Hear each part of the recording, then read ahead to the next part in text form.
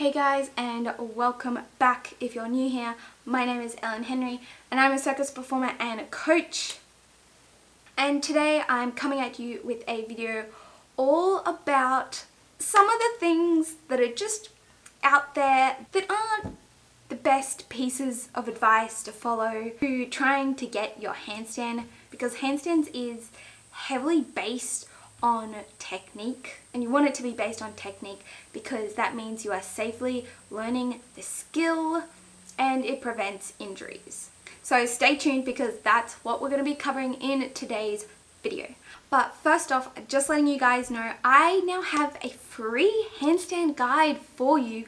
So if you are wanting a guide with a nice comprehensive start for you on your handstand journey, I will leave the little link down below. It is such a good compact little guide, so grab that if you're wanting to kickstart your handstand journey.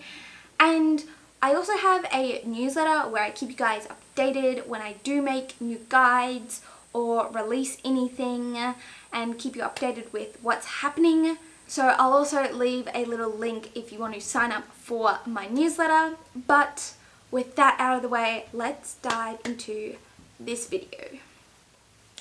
Boom, boom, boom, boom, boom. So just a little preface before we start.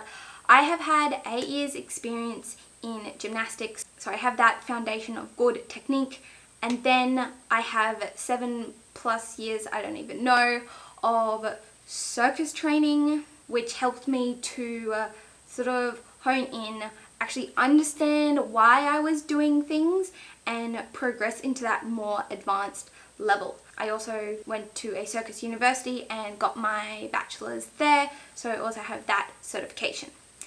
And also along that, I've also been teaching for the last couple years, so I've got experience in that field. So today's video, we are going to be taking a look at some videos that I've come across and that have some of the most common things that I see when I'm doing some research to see what's out there, what other people are saying. And there's just some really questionable things that are being taught and suggested. So today I want to go over technically why a couple things that I see are really not good for you to be practicing. So, because when you're training handstands, you really want to make sure that you are practicing safely, because yes, there are correct techniques that help you to not get injured, and to also have, you know, a nicer line, a nicer handstand, a nicer press to handstand. You can manipulate your legs around in the air and, you know, you don't have any problems. So with that, let's start watching some videos and let's just deconstruct why some things might be not so good for you. I'm also going to be blurring out people's names and channels because this is not aimed at insulting anyone. This is about educating people about correct technique. Now, yes, also there is a whole bunch of different techniques within handstands, but then there are also things that are questionably not good technique. So yes, also a lot of this stuff is subjective, and I've tried to make sure that I've questioned myself when I have seen stuff like, is it actually another technique, or is it an actual drill that you could be doing? Or is it like hindering your actual progress, like it might not be helping your handstand progress at all, or is it just something being done completely wrong? Okay, video number 1. And you're going to jump up. Jump. You can keep your knees nice and softly bent. Lift up. Okay. Now you're going to get used to leaning over. Okay, so first off, this is a legitimate drill. Like, it's a great drill. She's just not doing it 100% correctly. You may fall over. So what's going to keep you from falling over is you're going to keep your toes pointed down. So keep your toes down. That means keeping your knees into your... So as you can see when she's jumping up, I'll like slow down the video and like point this out, but she's actually not getting her bum over her shoulders. And the reason for that is because she's not bringing her tuck on top of herself enough. So you see how that her legs are like bent really far out. That's, you know, that's stopping her from getting on top of herself. So I'll insert a little correct video of how you should be doing these tuck jump ups to actually make sure that you're actually trying to get more on top of your shoulders. Because if you're not trying to get on top of your shoulders, you're not even like trying to aim to hit that handstand shape. But apart from that, this is a legitimate drill though. Kick it up, and don't be afraid to hit that wall. Do it again, kick it up. Use shoes if you need to, and eventually you'll get up to handstand.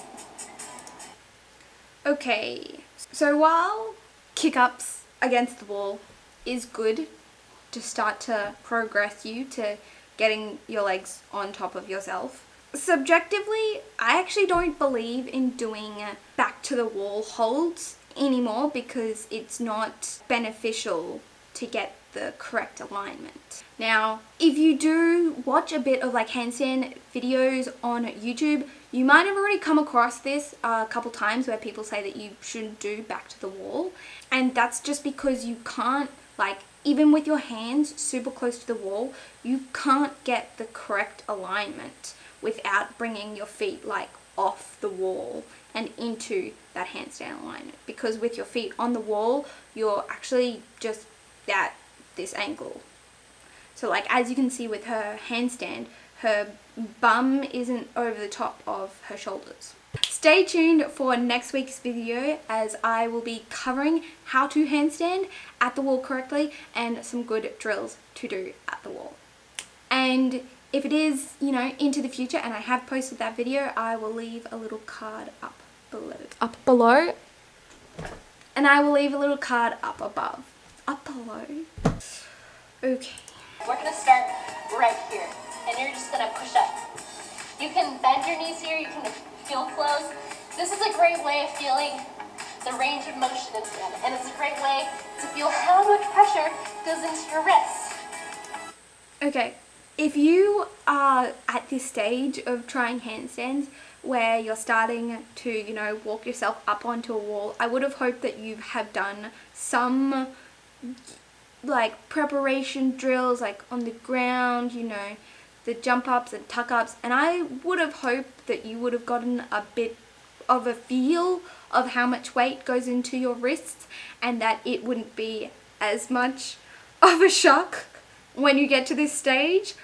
Yeah, it's a drill, but prep your wrists, people. Warm them up, do those handstand beginner drills. Yeah. And what you're going to do here, maybe go into pike. You're not all the way up into handstand, but now you understand what it feels like to be upside down. And maybe walk your feet a little higher. I don't know why she's looking at the wall. Why are you looking at the wall? There's a reason why I say that our head position is looking down with our eyes on the ground, is because we use the ground to see, and we use it to help us balance. Even when we are doing it like assisted on a wall or anything, that is where our eyesight should always be. I don't know why people like go from here and look out or try and kick into their handstand with their head looking through. It's just going to make balancing so much harder. So do yourself the favor, look at the ground, and it'll help you balance. Trust me. Also included in that is, don't close your eyes. Keep them open, keep them on the ground. Pick a little like spot or a speck to look at on the ground. That's, I don't know, I used to do that when I was first handstanding. I would pick a little speck on the ground and be like, ooh. Also, yes, you're walking up the wall into a handstand position, but you want to, even when you are walking your feet up onto the wall, you want to be walking your hands in at the same time, or you want to make sure that as you're bringing your legs up, that you're keeping your body sort of in relative straight alignment. And so when she sort of like gets like this freeze frame that I've got here, the bum's not quite over herself, and you can see that like her shoulders are like way off from underneath her hands. Yeah.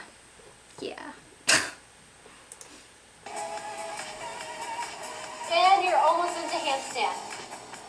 And it's a great progression to learn how. Okay, let's just go back a bit. Okay, so she's only walked up to handstand to about that angled handstand shape. So when you're walking into handstand against the wall, you want to walk your hands into the wall, and because, you know, that helps you to walk your handstand into alignment. Whereas doing the angled handstand against the wall is a lot harder because your hands have to be further out than your shoulders, so that your shoulders and your hands are in alignment in that angled shape. Otherwise, shoulders are going over your hands a bit too much, and you're just not quite getting that stacked position. Arms are wide. Kick up with one leg, your strong leg. Bend that leg and kick all the way up to handstand. It's not bad. It's not bad for a handstand, but you can see, actually, I'm just gonna like freeze frame this in the corner here for you guys. But you can kind of see that, like, her bum and her legs aren't quite on top of her shoulders, which is causing like that beginning part of a banana back, or like a bit of a seat position. So isn't like she's holding a handstand isn't necessarily bad, but if she wanted to get that like straighter handstand, she just needs to work on that shoulder flexibility and straightening out through that back so that she doesn't have that curve in her back. Your abs in, squeeze the glutes, push up through your shoulders, and come back down to It's actually, you know, it's a pretty decent coming into the handstand. second extend your knees and jump up into handstand. Look forward, plant those hands down, and jump. Alright, next video. Alright, the back to wall handstand is the first variation that we're going to look at. And you're going to want to get in a pike position in front of the wall that you're going to be using. Okay, so as I mentioned before, handstand with back to wall holds, not so great, because it doesn't really help you get that nice handstand alignment, that correct handstand alignment. Also, yes, he's a strong dude with broad shoulders, but your shoulders do not need to be that far apart. The closer that he can get his hands together, the better. Because something that you commonly see when people's hands are too far out, sometimes their shoulder blades rotate outwards, so that's rotating internally, which isn't good technique. Like, that can actually lead to injuries. Don't do that. So make sure you save some gas in the tank. Okay, yeah, here's a great example where you can see how far apart his hands are and what his shoulders are doing. Yes, when you have muscles, that does make handstanding easier, but that's when you have to be the most careful about your technique, because just because you can muscle it and hold it doesn't mean you necessarily should. That means you should really be focusing more, so much more, on correct technique. Alright, here's another tough one that I should do more often. It's called shoulder openers. Get into a back to wall handstand and then bring your head forward like you're trying to touch your chin to your chest and squeeze that. It's a stretch for your shoulders. It'll help with the shoulder flexibility for handstands. And Okay, that I don't think I've ever seen that drill ever come up in anything that I've ever seen, apart from really advanced contortion handstanding. Okay, so this drill is problematic, especially if you're a beginner or intermediate, because working on your shoulder flexibility with the full weight of your handstand that's a lot on your shoulders. That, you know, while you can use that gravity to help you open up your shoulders, I would say it's probably not the best shoulder opening exercise. Like, I would say that that's a really advanced shoulder opening exercise. You know, people use that when they're starting to work on Mexicans and sevens, which I've done a video on before if you want to go and check them out. But when you're a beginner and an intermediate, I don't know, I just wouldn't really recommend this. It's also really important, like I mentioned it before, how his shoulder you can see that his armpits are kind of like rotating out to the side, which means he's not wrapping his shoulder blades. That's a really important component and part of handstanding technique for you to remember to do when you are working on your shoulder mobility, because if you're not actually going to be training that in a really effective way, and you're just gonna like set up really bad habits for yourself. Okay, on to our last video. Now, I see videos like this all the time, and they are problematic in the title themselves. When they say something like handstand in 5 minutes, handstand in 7 days, 10 days, anything super short frame time, 30 days, beyond 30 days, but without the promise that you will handstand, is a lot more of a realistic title, because trying to learn how to handstand in 5 minutes is not realistically, like, you can't really jam pack all of those really important aspects into 5 minutes. Problematic in itself. Okay, let's talk. This video is going to show you how to learn to do a handstand in only 5 minutes.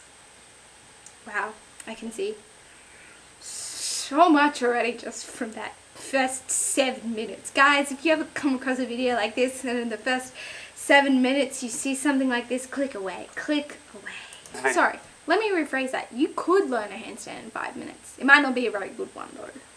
What we're going to do is we're going to do something top secret. This is why you can learn it in 5 minutes. You want to picture a square on the ground. You want to put one hand in the lower corner of the square and one hand in the upper corner of the square, like this. Not like this. Not like this. You want to go like this. I'm sorry, mate. Why would you not want to handstand like this? Why would you want to handstand like this? Alright? And what you want to do is you want to push down with this one and in. And you want to push up and in with this one, okay? So you want to go like this. Push down and up. And then you go back to the secret exercise. So you kick up. Alright? Whoa. And try to... Yeah, wow, never ever heard or seen anyone do this secret tip. There's a reason why. So, this is also problematic because putting one arm in front and one arm behind, you're obviously not training handstands. You never hold a handstand that way. Ever. I'm just baffled. I'm so baffled how he thinks helps. You don't hold a handstand like that unless you're walking. But even then, he's holding it statically, so that doesn't make any sense. But you're training the muscles the wrong way. Like, you wouldn't ever pull with one arm and push forward with the other one. Even, swapping sides and doing the same thing on the other side. That's not how your muscles work when you're doing a handstand. Like, you don't ever, pull and push with one arm and the other doing the other thing. That's just not what you do in a handstand. Please don't do this. Is you're making yourself into one big giant foot, right? You're not falling side to side because you're pushing inwards, but you're not falling front to back because you're pushing downward. You're a big foot. That's his logic. So you're like a square that's missing a couple legs. Okay, so do that for the next 45 seconds. Then, for the next 45 seconds, what we want to do is we want to switch, okay? And do the other one down to this side, on this. And then just kick up into it. Try to hold it. You can't just externally rotate your shoulders properly in that position, honestly.